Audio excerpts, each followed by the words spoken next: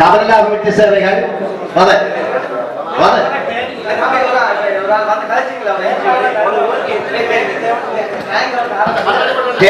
சொல்லி சொன்னது யார்? ஒரு என்ஜிஓ சொன்னது.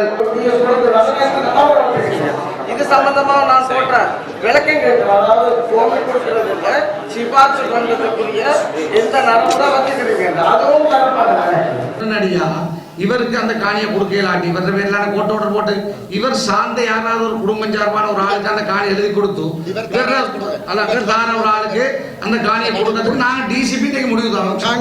சரியா? சரி, அதே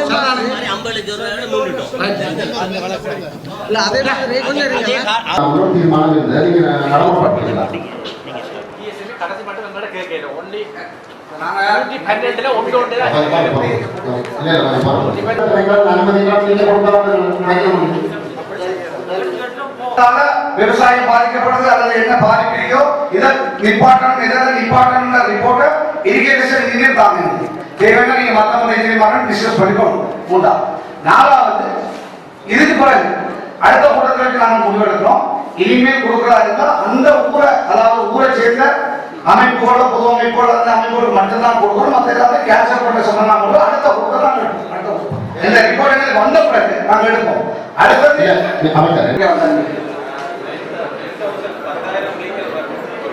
அது ஒரு தனி ஊர் தான், நம்மளுக்கு ஒரு தனியாக கொடுத்துருவாங்க. சண்டை பிரச்சனை